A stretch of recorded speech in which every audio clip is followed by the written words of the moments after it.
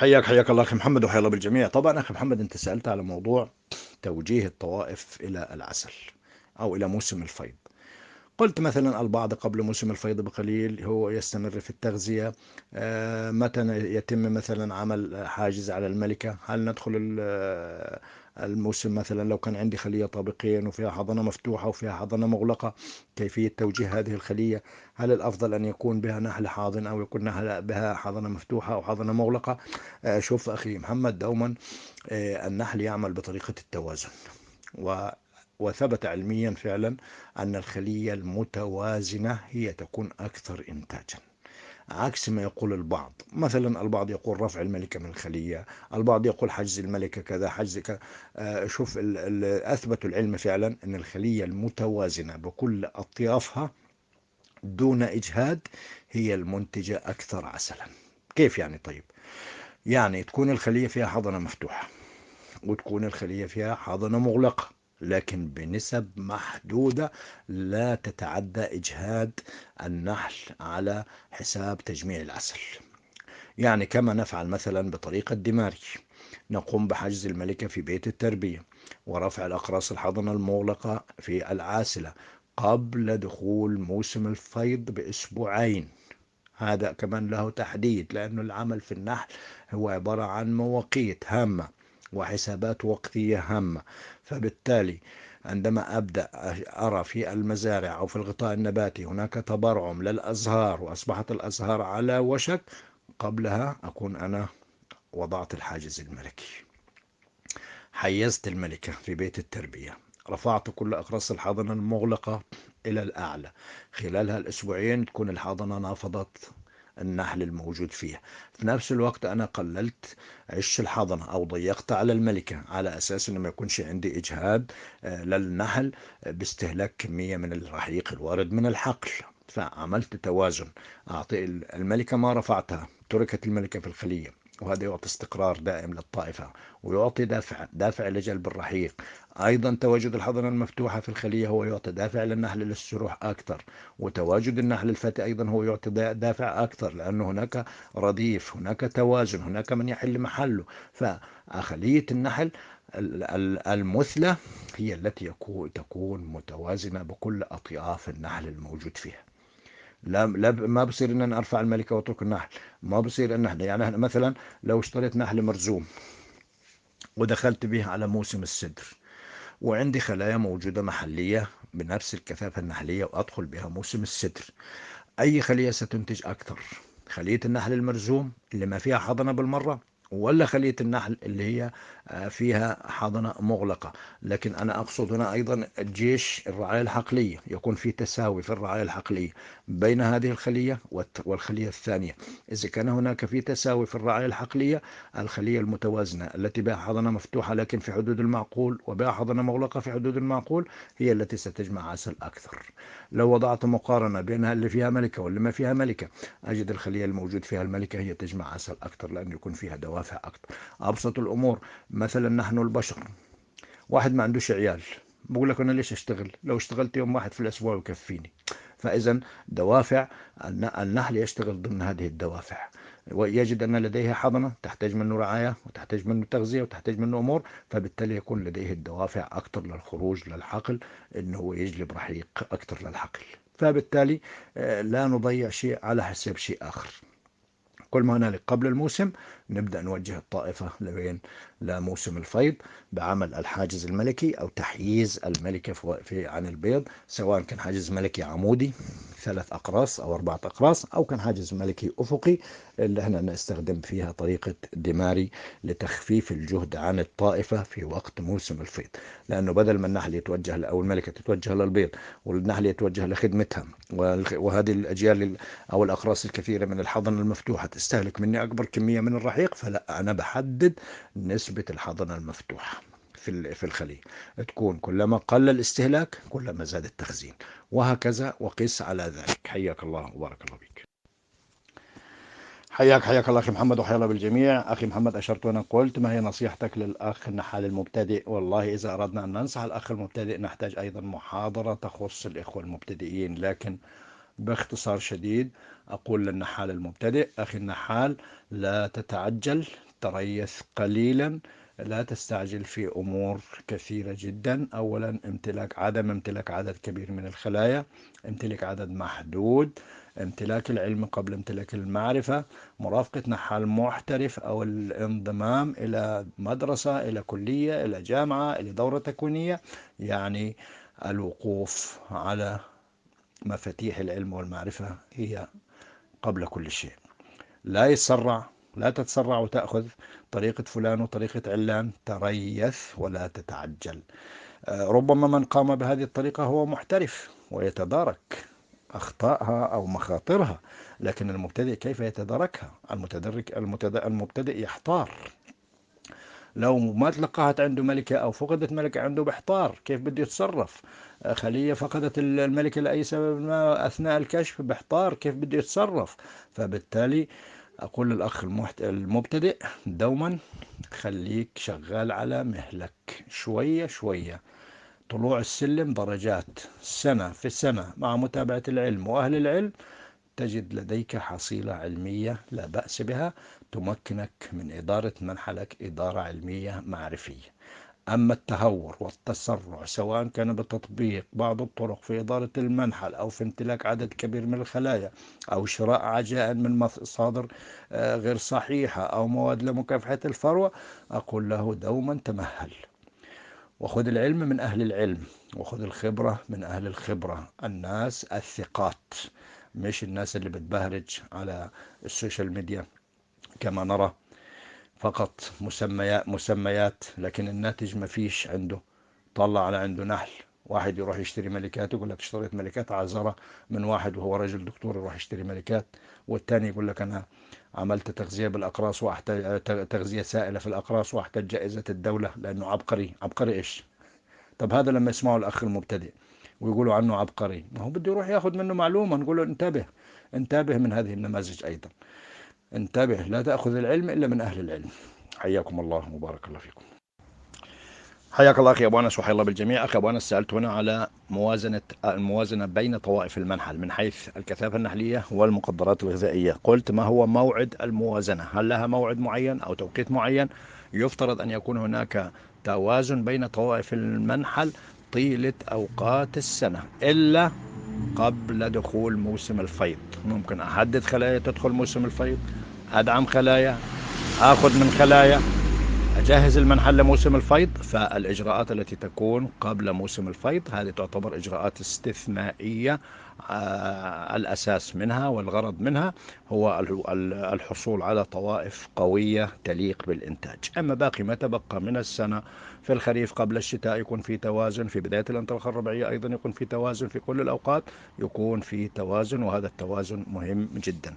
حياك الله وبارك الله فيك. طبعا التوازن يأتي من إيش؟ يأتي من ملكات فتية، مراعي جيدة، مناخ جيد، إدارة جيدة، نحال بيشتغل صح. في بداية الانطلاقة الربيعية نلاحظ الخلايا المتعثرة، نقوم مثلا بدعمها مرة أو مرتين مع معرفة سبب التعثر وعلاجه. إذا كان الأمر مرضي يعالج، إذا كانت مشكلة ملكات تبدل، حتى يكون أغلب طوائف المنحل على الأقل 90% منها يكون ماشي أموره تمام وتليق بالإنتاج. لأنه أولا وأخيرا الخلية، المنحل أو تربية النحل هي مشروع إنتاجي، والخلية تشكل وحدة إنتاجية مصغرة، فإذا كانت هذه الوحدة المصغرة لا تنتج ولا تليق بالإنتاج، ما هو الداعي لبقائها في المنحل؟ هذا هو الغرض من عملية التوازن، أن يكون عندنا خلايا منتجة، خلايا جيدة، وبالتالي التوازن لا يحدث أي مشاكل، مشاكل سرقة، هجوم، كذا كذا. هذه الأمور كلها نتجنبها بفعل التوازن بين الطوائف. حياك الله وبارك الله بك. حياك الله أخي خليفة وحيا الله أهلنا في ليبيا الحبيبة. الله يبارك لك في مالك وعيالك ويزيد عليكم الخير ويعطيك الصحة والعافية. أخي خليفة، الوضع عندك لا يوجد فيه أي إشكالية، لكن يحتاج برمجة في الإدارة أو إعادة يعني هيكلة موضوع الإدارة عندك. مشكلة الحضانة عندك لا تعتبر مرض، هذه يعني مرض عرضي. أغلب، شوف إخواني الأفاضل، أغلب مشاكل اعتلال النحل البالغ أو اعتلال في الحضنة يكون مشكلة عرضية. صحيح أن في مشاكل هناك في ضعف المناعة، في التلوث الغذائي، التلوث البيئي، نعم، لكن إذا كانت الخلايا قوية، وأقول قوية بمعنى الكلمة، تتغلب على هكذا أمور. فواضح عندك أخي خليفة أن المشكلة عندك من قلة الكثافة النحلية. هذه الخلية تحتاج أول شيء تدوير في صندوق جديد معقم باللهب. الأمر الثاني، رفع قسم كبير من هذه الأقراص، حتى الأقراص اللي فيها حضنة ميتة، هذه ترفعها من الخلية وتبقي فيها عدد معين اللي هو يتناسب مع تغطية الكثافة النحلية. ترش النحل هذا بالخل، خل طبيعي، خل العسل، يعني 20-25 ملي للخلية، رشها رش 3 مرات مثلا كل 3 أيام، كل يومين، ما في أي مشكلة. وقدم لها تغذية بالمحلول السكري أيضا مضاف إليها أو مدعومة بالليمون الطازج والخل. منقوع البابونج لا بأس، إذا كان عندك منقوع البابونج لا بأس، ما في أي مشكلة. إذا كان في عندك زيت القرنفل وتضيفه مع التغذية السكرية بمعدل مثلا 1 ملي لكل لتر محلول سكري، ما في مشكلة أبدا، أيضا هو ممتاز جدا يعني. زيت عشبة الليمون ما في أي مشكلة. بس طبعا احنا لا نريد نزيد عليك هذه الأمور، خلاص اكتفي بالليمون والخل وانتهى الأمر، ما في أي مشكلة، لا نبالغ ولا نزيد في هذه الأمور، أفضل يعني. حياك الله وبارك الله بك، وإن شاء الله مع هذه الإجراءات تعود الخلية وتنتعش وتنطلق انطلاقة ربيعية، خاصة نحن في هذا الوقت في بداية انطلاقة ربيعية، النحل ينطلق بسرعة إن شاء الله تعالى. وإيش ما كان فيه من مشاكل الطبيعة تغطيها الآن، لأنه لو كنا داخلين على شتاء كانت المشكلة أكبر يعني. أما الآن لا، داخلين على انطلاقة ربيعية. حياك الله وبارك الله بك. حياك الله خليفة، أخي خليفة، وحيا الله أهلنا في ليبيا الحبيبة. أخي خليفة، أنت ذكرت نقطة هنا مهمة، هذا تغير موازين الموضوع. تقول بالأمس أردت أن ترفع لها طابق ثاني. طب يا هل ترى معقول أي مرض سواء كان في الحضنة أو في النحل البالغ ينهي الخلية خلال 24 ساعة؟ مستحيل، هذا لا يمكن أبدا. إذا كانت الخلية بالأمس تحتاج طابق ثاني واليوم هي فارغة بهذه الطريقة وبهذه الكثافة النحلية، هنا أمر غريب. يا هل ترى الملكة موجودة؟ يا هل ترى حصل فيها تطريد؟ لأنه تحدث بين عشية وضحاها هكذا، هذا أمر ملفت للنظر. حياك الله وبارك الله بيك. السلام عليكم ورحمة الله وبركاته. حياك الله يا أخي العزيز الغالي. هو طبعا من الواضح جدا إن أنت عندك مشكلة. المشكلة ديت إيه؟ أول حاجة، حضرتك وضع الصناديق بتاعة الخلايا على الأرض. دي مشكلة كبيرة جدا، لأن ده بيعرض القاعدة بتاعة الخلية للرطوبة، وكذلك بيخلي الآفات بتاعة النحل ممكن تخش من الباب الخلية زي النمل مثلا، أو بعض الحشرات الأخرى زي بعض الخنافس اللي ممكن تاكل حبوب اللقاح وأغطية عيون العسل، عيون الحضنة. دي أول حاجة. ومن الواضح إن طبعا على في عندك دودة شمع صغيرة واكلة أغطية عيون الحضنة، والنحل طبعا مش عارف ينظفها لأن القاعدة بتاعت الخلية على الأرضية، على الأرض. دي حاجة. الحاجة التانية، نتيجة طبعا الأرض ما موجودة وبيسقط أمطار، ممكن يكون حدث إن مع منخفض جوي إن الحضنة دي تعرضت للبرد الشديد فماتت، وده مرض برودة الحضنة، بيسموه مرض، ده مرض فسيولوجي. ومن العلامات بتاعته ان النحل يترك الحضنة وما يقفش عليها وينظفها ويحاول ان هو يزيلها علشان هي ماتت، لان ده سلوك موجود في النحل اللي هو سلوك التنظيف. فده معناه ان الحضنة ديت ماتت نتيجة تعرضها للبرد الشديد مع منخفض جوي حدث، ووجود النحل او القاعدة بتاعت الخلية على الارضية، الارض على الارض، ده بيؤدي الى انخفاض الحرارة. تمام. وخصوصا في الليل مع ارتفاع الرطوبة ممكن يؤدي للظاهرة اللي موجودة دي. العلاج بتاعها ايه؟ ان حضرتك، وطبعا ده واضح جدا ان النحل باني زوايد شمعية تحت القرص، وعلشان يضيق المسافة اللي هي موجودة على الطبلية بقدر الامكان. طيب الحل بقى بتاع الموضوع ده ايه؟ ان حضرتك ترفع الاقراص الفارغه اللي زايده عن حاجه النحل، تشيل الاقراص دي كلها اللي فيها حضنه انتهت ديت او ماتت، وتحط مكانها اقراص جديده، وتلم النحل. انا شايف ان الخليه موجوده على 9 اقراص، لا خليها على 5 اقراص بس، لمها على 5 اقراص، واديها تغذيه مركزه، ما تخليهاش مخففه عشان الرطوبه عاليه. وبعدين حط الخلايا على حوامل، ما تحطش الخلايا على الارض مباشرة، حط الخلايا على حوامل. تاني، حط الخلايا ارفعها على حوامل، ما تحطهاش على الأرض مباشرة. طيب وبعد كده هتديها تغذية بروتينية بتاع ده بتغذية سكرية. ولو ما كانش عندك مصدر لحبوب لقاح يفضل انك تديها بدايل لحبوب لقاح او تنقل لها قرص فيه حبوب لقاح من خلايا سليمة ما تكونش فيها إصابة. هو ده الحل. تحياتي لك. حياك الله أخي محمد، وحيا الله بالجميع. أخي محمد، تطرقت أنت هنا قلت بالنسبة لوضع الأقراص على فتحة السروح أو عكس فتحة السروح، وأشرت أنك وجدت على الفيسبوك أو على اليوتيوب من يقول ضعها على عكس فتحة السروح وكذا وكذا وكذا. قبل أن نقول ضعها عكس فتحة السروح أو فوق فتحة السروح، لابد أن يكون لدينا دراسة عن طبيعة حشرة النحل، احتياجاتها، وما ما تحتاج من جميع النواحي حتى نقرر أين نضع الأقراص. هل نضع الأقراص فوق فتحة السروح أو نضعها عكس فتحة السروح؟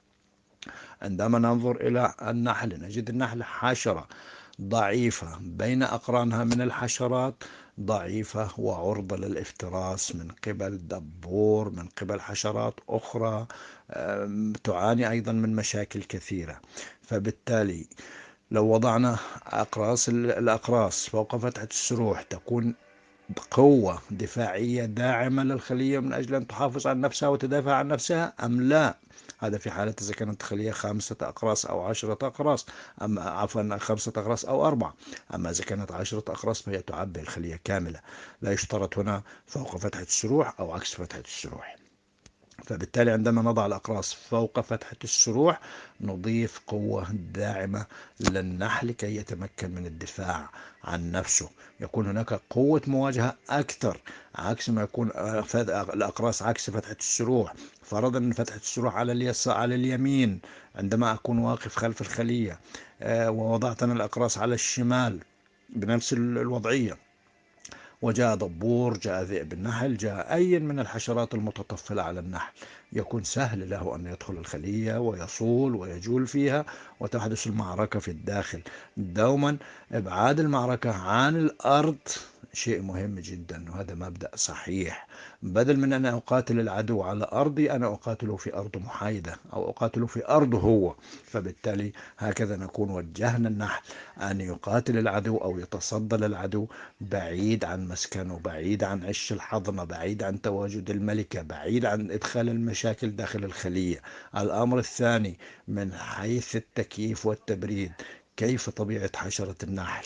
هل نقدم لها مراوح أو تبريد أو مكيفات؟ لا أبدا. حشرة النحل لها هذه الخاصية، هي من تتمكن أو تقوم بعملية التهوية وتجديد درجة الحرارة أو التهوية داخل الخلية من خلال الرفرفة العكسية أو الرفرفة العادية في الحالتين المعروفتين، سواء بإخراج ثاني أكسيد الكربون والرطوبة أو بإدخال الأكسجين. فبالتالي كل ما كانت الأقراص فوق فتحة السروح سهلت الامتداد في العملية الفيزيائية داخل خلية النحل.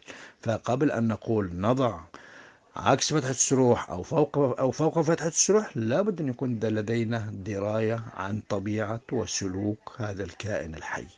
حياك الله وبارك الله فيك.